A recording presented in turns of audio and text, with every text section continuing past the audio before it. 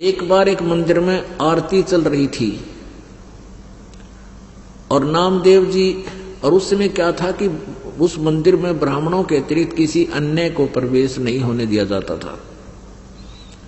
मंदिर में आरती चल रही थी, घंटियां बज रही थी और नामदेव जी किसी कामवश उस मंदिर के पास से गुजर रहे थे। वो इतने विभोर हो गए भगवान की भक्ति में, वो आरती गाने लगे और हाथ में जूते निकाल कर घंटी बना ली, घंटी बजाने लगे और बजाते बजाते उन मंदिर में चढ़ गए और उन ब्राह्मणों की अंदर से घुसते हुए और मूर्ति के सामने खड़े होकर ऐसे वो जूतों से घंटी बजाने लगे मंदिर में। अब ब्राह्मणों ने उसका पकड़ कर, उस पुजारी ने पकड़ कर उसको और मंदिर के पीछे पटक दिया कि इसने हमारा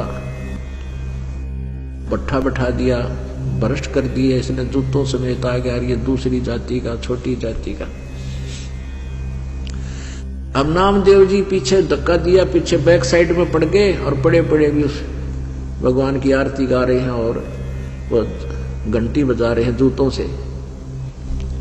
परमात्मा ने उस मंदिर का मुंह, परमेश्वर ने उस मंदिर का मुंह नामदेव जी की तरफ कर दिया और वो पंडित पिछला काना घंटी पीटे, बैक साइड होगी। अब परमात्मा का नाम लेने से, कबीर जी की शरण में आने से पहले भी नामदेव जी साधना करते थे। क्यों करते थे? क्योंकि उसमें पिछले संस्कार थे। और फिर परमात्मा का नाम लेने के बाद परमात्मा जिस स्थिति पर उनको लाना चाहते थे कि इस ओम से ऊपर भी कोई और मंत्र है, इसको नामदेव जी स्वीकार करना नहीं चाहते थे। भले गुरु बना रखे थे लेकिन उनके मन में जगह नहीं थी सतनाम प्राप्ति की। तो उधर से क्या, नामदेव जी 2-3 दिन के बाद उस रंका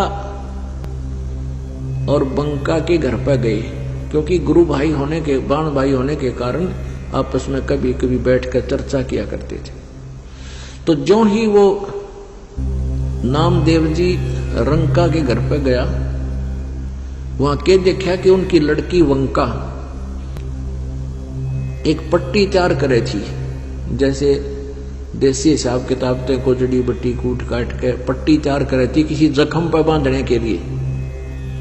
नामदेव ने पूछा, बहन क्या हो गया, किसको क्या लग गया, क्या आंटी को कुछ हो गया या अंकल के कुछ चोट लग गई? कहने लगी, रे नामदेव तू बाज नहीं आता।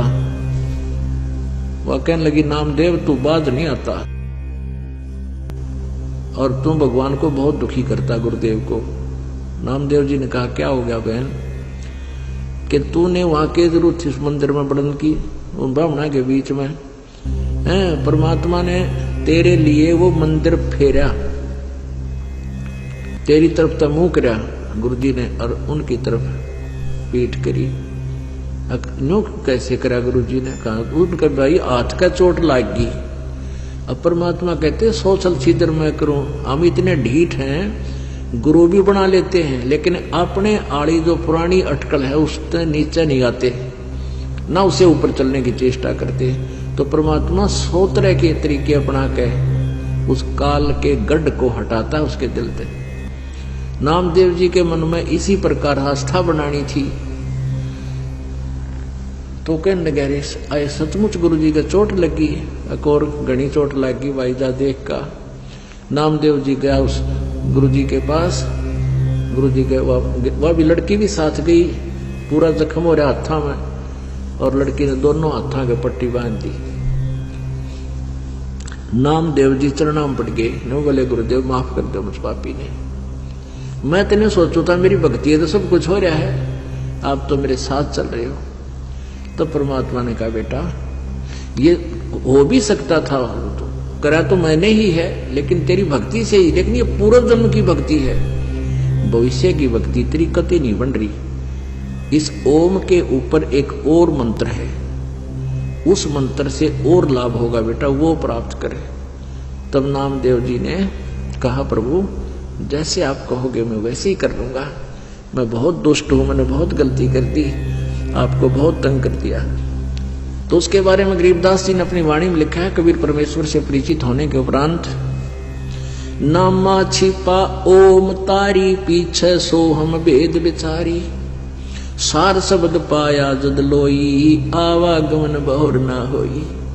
नामदेव जी छिपी जाति में थे, कहते नामा छिपा ओम तारी, ओम पर ही आरूढ़ हो रहा था वो, और पीछे उस दूसरे मंत्र का भेद विचारा, जो सतनाम में 2 मंत्र होते हैं, और उनसे भी काम नहीं चलता। कहते हैं सार शब्द पाया जद लोई, आवागमन बोड़ ना होई, यानी सार शब्द फिर उसको प्राप्त हुआ। तो इस 2 मंत्र से ऊपर फिर एक सार नाम होता है। तो कहने का भाव यह पुण्यात्माओं की यहाँ का जो सुख है ये नकली सुख है, जो ओरिजिनल सुख है सतलोक में है, और उसको प्राप्ति का अब विधि भी और साधन पूरा आपको प्राप्त होगा।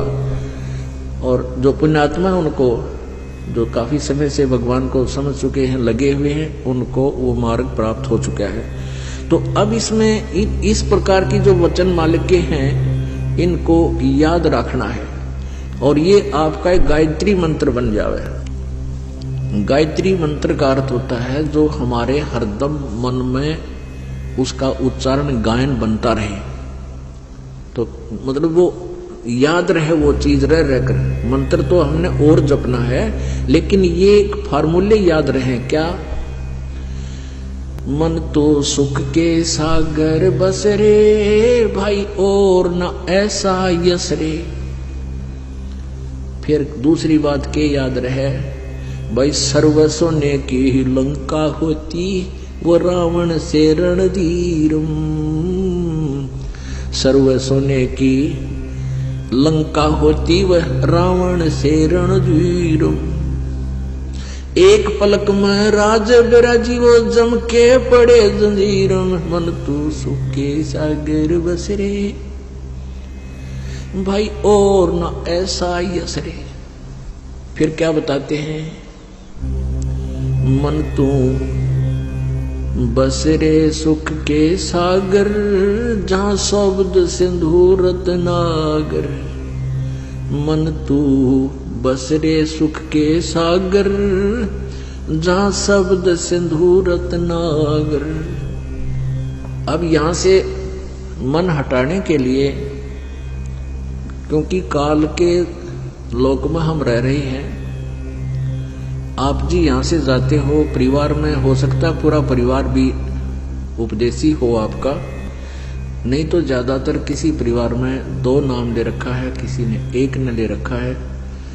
और पूरा परिवार भी अगर उपदेशी है तो ना रिश्तेदारी में कोई या चर्चा है, ना पड़ोस में है, ना गांव में, ना कहीं आप कार्य में जाते वहां कोई चर्चा नहीं मालिक की।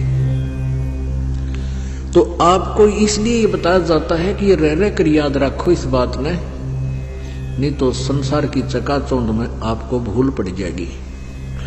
के याद रखे, मन तू बसरे सुख के सागर, जहां शब्द सिंधु रत्नागर। कोट जन्म तन भ्रमत हो गए, कुछ ना हाथ लगा रे। कुकर सुकर खरबा बोरे, कौआ हंस बुगारे। कोटि जन्म तू राजा क्यों ना, मिट्टी न मन की आशा। भिक्षुक होकर दर दर घूमया, ये मिला ना निर्गुण रासा। अब ये मार्ग न मिलने से, जो आज आपको प्राप्त है, ये आध्यात्मिक यानी सत्य मार्ग तत्व ज्ञान न मिलने से आप जी ने कैसी कैसी सुविधाएं भी प्राप्त की ओम तक के नाम की जाप करके। क्योंकि पहले सब वेदों अनुसार साधना ही करते थे। या तो कलयुग में काल ने बिजली गिरनी थी, 36 पंथ बना दिए, 36 नाम नारे नारे बना दिए, उनको कोई लाभ होना ही नहीं, सब दुखी हो गए। वेदों अनुसार साधना करने से भी जीव को, जैसे आप जी को महावीर जैन जी की जो जीवनी कई बार दिखाते हैं, उन्हीं के द्वारा लिखी हुई, यानी जैनियों के द्वारा लिखी हुई। तो उसमें क्या लिख रखा है कि 30 करोड़ बार तक गधा बना, 60 करोड़ बार गधा बना, 30 करोड़ बार कुत्ता, और मेरा ने कितना लिख रखा है। और फिर लिखा है 80 लाख वर्ष बार, 80 लाख बार देवता बने। तो ये है यहाँ का कि पुण्य अलग लिखे जाते हैं, पाप अलग। पुण्य भी भोगने हैं, पाप भी। ये जो परमात्मा का जो विधान है ये क्लियर हुआ। तो 80 लाख बार तो देवता बन गए महावीर जैन जी का जी, और 60 करोड़ बार गधा तो एक कब बना बतेरा। 60 करोड़ तो बहुत बूढ़ा काम हो जाए उसके जी ने। तो परमात्मा ये बताना चाहते हैं, कोट जन्म तन भ्रमत हो गए और कुछ नहीं हाथ लगा रे। आज आप करोड़पति हैं और कल मृत्यु हो जाए फिर क्या, गधापति उड़ा की तो कुमार का फंसा पावे दे लट्ठम लट्ठा। तो परमात्मा कहे कोट जन्म तन भ्रमत हो गए कुछ ना हाथ लगा रे। कुकर सुकर कुत्ता गधा सुअर खर, कुकर सुकर खर बया बोरे कौआ हंस बगारे।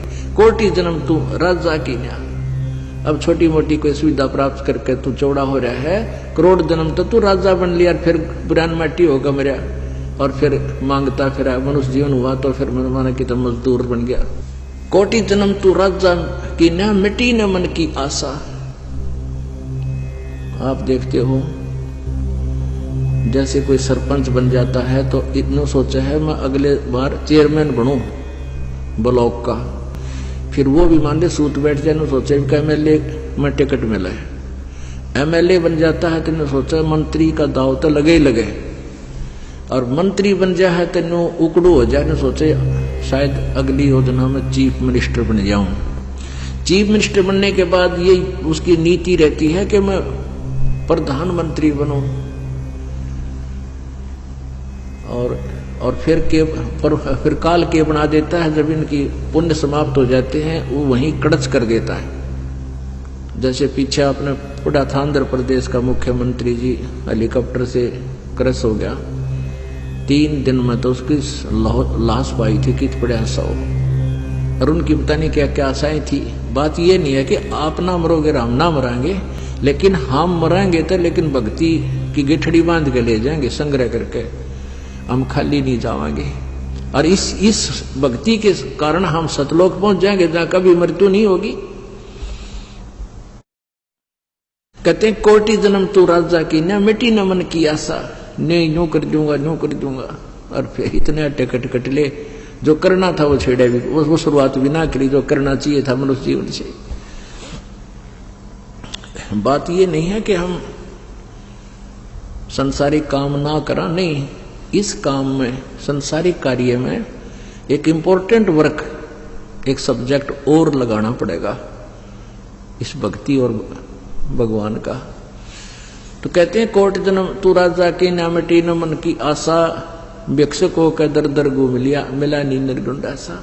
यानी ऐसी भी साधना तूने कर ली कि एक बार नगरी से भिक्षा मांग लिया और उसको जाकर रख लिया, खाली वो खाली। अगले दिन के लिए वृक्ष का टांग दिया करते रोटियां कपड़े में बांध के, बस सूख जाती थी, खराब नहीं होती जो सूख जाती है। तो अगले दिन मांगने नहीं जाते थे, अगले दिन उनको भिगो के पानी में खा लेते थे। और भजन जो साधना उनको प्राप्त थी वो यथार्थ नहीं थी, यानी अन्य साधना जो सत्य नाम को छोड़कर जो भी साधना करते हैं वो तुम करके। कहते हैं भिक्षुकों के दर दर घूम लिया ये मिला नहीं निर्गुण रासा। अब उन साधनाओं से जैसे स्वर्ग चला गया, स्वर्ग से फिर आ गया अपने कर्म समाप्त करके, पुण्य समाप्त करके, फिर पाप कर्म के आधार पर पशु बन गया। कहते मिला ना निर्गुण रासा, यानी ये मार्ग नहीं मिला तुझे। इसके ना मिलने से इंद्र कुबेर ईश की पदवी ब्रह्मा वरुण धर्मराया और विष्णु नाथ के लोक को जाकर तू फिर भी उल्टा आया। असंग धर्म तन मर्त्या हो गए जीवित क्यों नाम रह रे, और 12 मद महल मठ भोरे भोर न दे धरे रे। अभी तक आप जी ने 10वां द्वार सुना था परमात्मा की वाणी में। 12वां द्वार को पार करके हम सतलोक में जाएंगे। अब पुण्यात्माओं, अब 12वां द्वार बताया जाता है तो एकदम झटका लगे। पुण्यात्मा तो इस चीज से प्रभावित होते हैं कि हमने तो आज तक 10वां द्वार सुना था, तो 12वां द्वार परमात्मा की वाणी और ये संत बता रहे हैं तो भी बहुत अच्छी बात है, क्योंकि दास जो बताएगा वो अपने सदग्रंथों में लिखी होगी, और जो सदग्रंथों में लिखी वो फाइनल होगी। तो हमने 10वां द्वार सुना था। 10वां द्वार तो काल के लोक में ही रहने का है। जो 11वां द्वार है वो परब्रह्म के लोक में खुलता है। 12वां द्वार है वो परम अक्षर ब्रह्म के यानी सतलोक में, उस सतलोक में खुलता है।